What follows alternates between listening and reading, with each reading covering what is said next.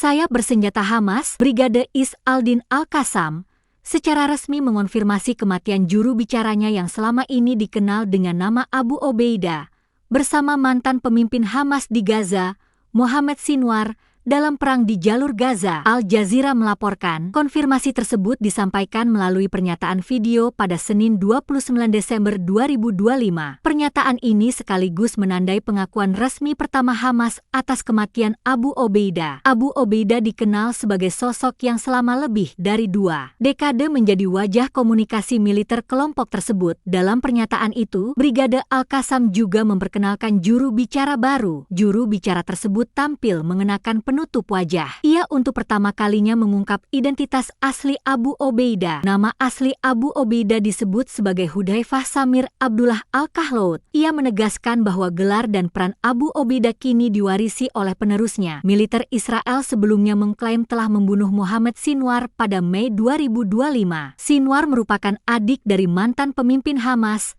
Yahya Sinwar. 3 bulan kemudian, Israel juga menyatakan Abu Obeidah tewas dalam serangan di Gaza.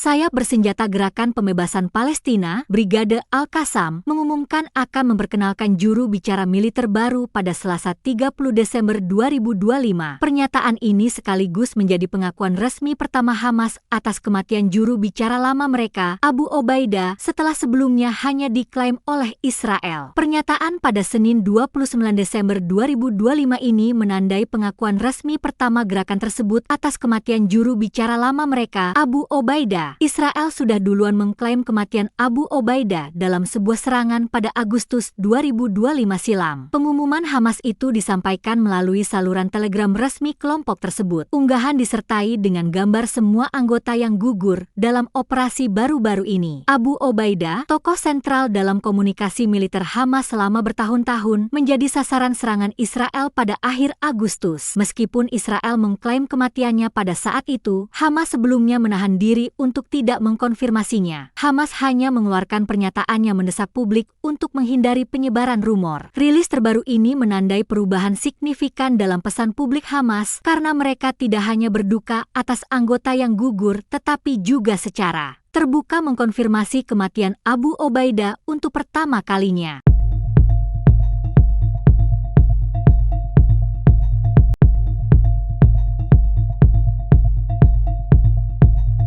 Ketegangan baru mencuat di kawasan Laut Merah setelah pemimpin kelompok Houthi Yaman, Abdul Malik Al-Houthi, melontarkan peringatan keras kepada Israel. Dilansir Al Jazeera, pernyataan ini muncul setelah Israel secara resmi mengakui Somaliland pada Jumat 28 Desember 2025. Sebuah langkah pertama bagi republik yang memproklamirkan diri dari Somalia sejak 1991. Ia menambahkan bahwa Houthi akan menggunakan segala cara dukungan yang mungkin untuk membela rakyat Somalia dan menyerukan negara Laut Merah serta dunia Arab untuk mencegah intervensi Israel, dilansir Haaretz. Sejak mendeklarasikan kemerdekaan sepihak pada 1991, Somaliland telah membangun institusi pemerintahan sendiri, termasuk mata uang, paspor, dan angkatan bersenjata. Namun, pengakuan internasional tetap terbatas karena mayoritas negara menolak intervensi yang bisa mengganggu persatuan Somalia. Dikutip dari Middle East Eye, Uni Eropa menekankan kedaulatan Somalia harus dihormati. Para analis regional menilai pengakuan Israel memberi akses strategis ke Laut Merah yang dapat memperluas kemampuan operasi militer terhadap pemberontak Houthi di Yaman.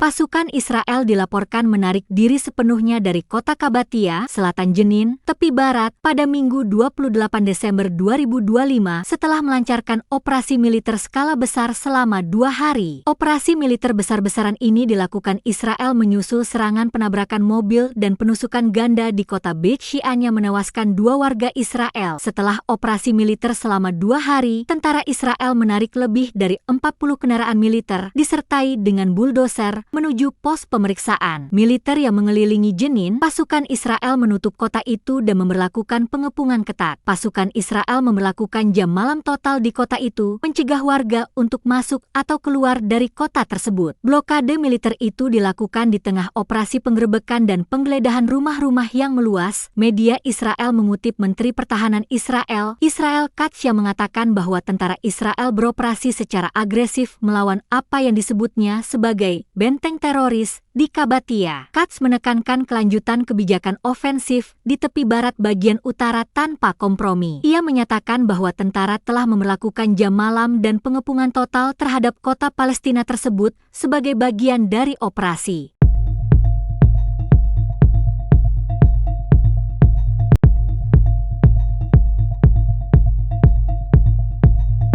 Presiden Iran Masoud Pezeshkian menyatakan bahwa Iran kini menghadapi apa yang ia sebut sebagai perang skala penuh di tengah meningkatnya tekanan militer dan politik dari Israel serta negara-negara barat. Pernyataan tersebut disampaikan Presiden Iran Masoud Pezeshkian pada hari Sabtu 27 Desember 2025 sebelum kunjungan Perdana Menteri Israel Benyamin Netanyahu ke Amerika Serikat untuk bertemu Presiden Donald Trump Senin 29 Desember 2025 sebagaimana dikutip dari Al Jazeera.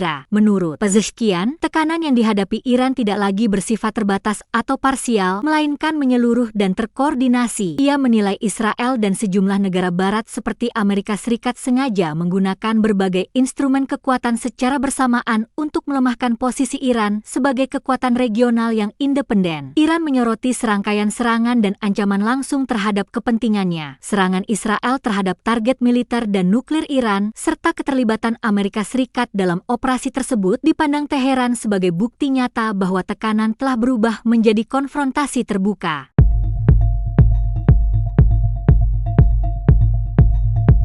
Download Tribun X sekarang, menghadirkan lokal menjadi Indonesia.